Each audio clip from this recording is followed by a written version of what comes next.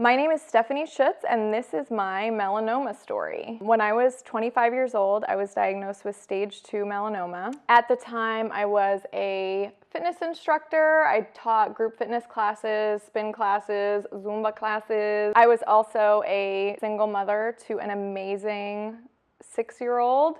I was outdoors all the time, very healthy, very fit. I always put fitness first. I did a lot of training with my sister for triathlons. One day I was going for a run with my sister and she said, "You have something on the back of your leg." When I reached back, I realized that it was a new mole that I hadn't seen before. It was in a place where you can't see on your own body. It was tough to find, so it kind of took her saying there's something on you for me to realize that I had a new mole. I knew that I should get that checked out because you shouldn't be really getting any new moles when you're 25. But at the same time, I was super busy. I was either working or spending time with my son. I was on a limited income. It wasn't, to find the time and the money to spend at the dermatologist was not a huge priority to me. Eventually, my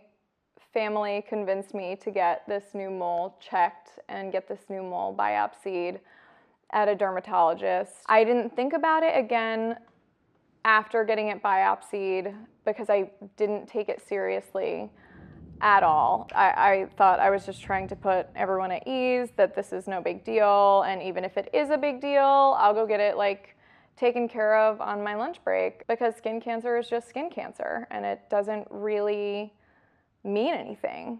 And I thought that until I got a phone call from the dermatologist saying, "Can you come into our office immediately?" a few days after I got the biopsy. So I went there still really not thinking anything. And then they brought me into the room and told me, it's really hard. And then they brought me into the room and told me that I had melanoma. And I'm getting emotional now. I wasn't emotional then. I didn't know what that meant, which is why I'm emotional now.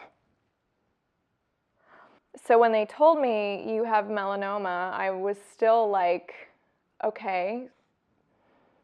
So, and there was a nurse there that said, "Can I hug you?" And I was like, "What?"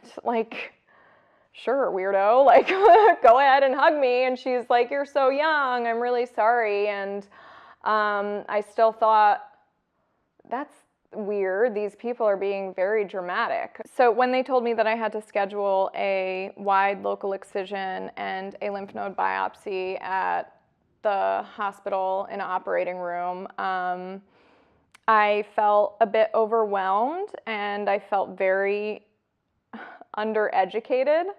And I called my dad to come to the dermatologist's office to help me schedule my surgery and help me figure things out with my son and with my family. The dermatologist told him that we have to do a sentinel node biopsy to make sure that the cancer hasn't spread to her organs. I haven't seen my dad get upset many times in my life, but I can't imagine hearing that about my kids today. That's why I get so upset, because he was upset, but he was very, very strong for me.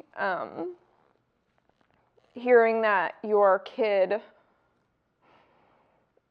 they need to check to see if cancer has spread to their organs, that just must have been so hard for my parents. I called Chris, my husband now, and said, I have melanoma and I need to have surgery next week. And he said, "I just found you,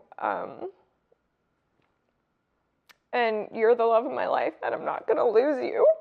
At this point, I realized the severity of the situation and was pretty upset with myself that I was so ignorant to what skin cancer could do. I remember thinking, I'm a single mom. I can't leave my son. Who would he live with? He would have no parents. And that's not okay. To leave him for something that is preventative. Fast forward to surgery day.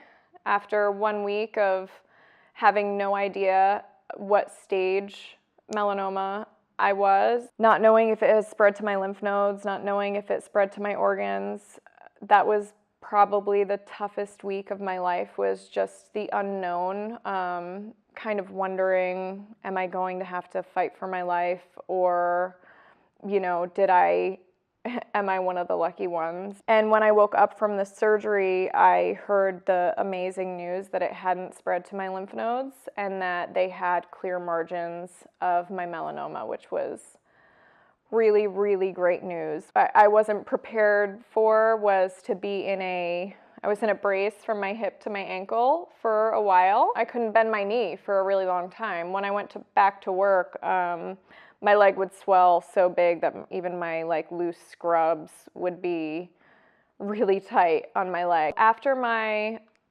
leg issues kind of cleared up, I wanted to get back into training for triathlons. I hadn't done an Ironman yet, which was a huge goal of mine. I had done a half Ironman, and completing a 140.6 was always a huge goal of mine. I realized really quick how difficult it was to do all of my training indoors when you're training for a race this long. I was on a serious hunt for some full coverage UPF 50 clothing where I didn't have to be slapping sunscreen on every 2 hours, and still kind of missing some places and getting some color. I would end up wearing things like men's fishing shirts, rash guards that are meant to keep you warm and not keep you cool. I was amazed at how I couldn't find something that was meant for someone who wanted to be sun safe. And I thought, why not just have full coverage UPF 50 clothing for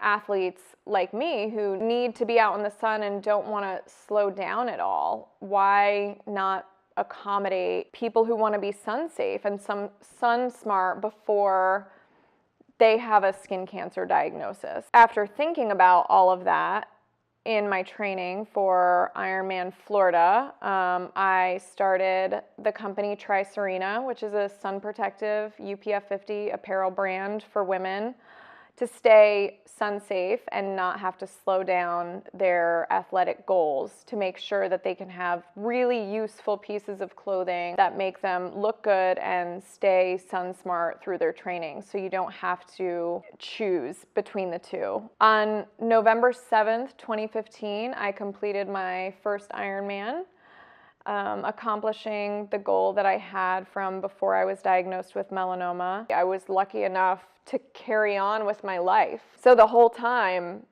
I thought of the people that weren't able to do it, and it kept me going, and it made me really thankful.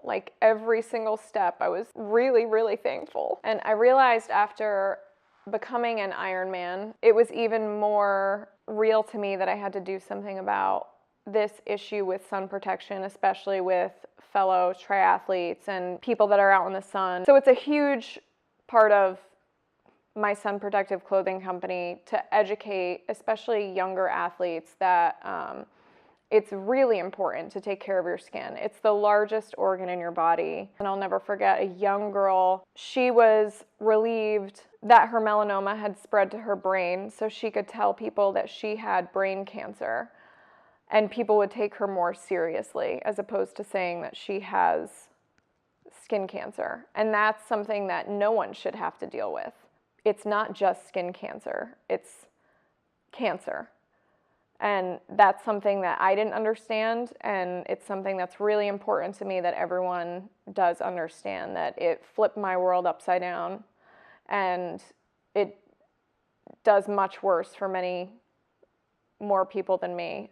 I realized after the last few years of traveling and talking to people at races that there are people that have done multiple Ironman races and have never had a skin check for the same reasons as me prior to having melanoma, that everyone is so busy, it's the dermatologist, you have to set time aside, you have to make an appointment. And I thought, how great would it be if there was a skin check right there for people to be able to go in, have a skin check at races, and offer that to athletes of all different sports. I'm so excited to announce the Sirena Skin Cancer Association, where we will be able to perform free skin checks for outdoor athletes at athletic events.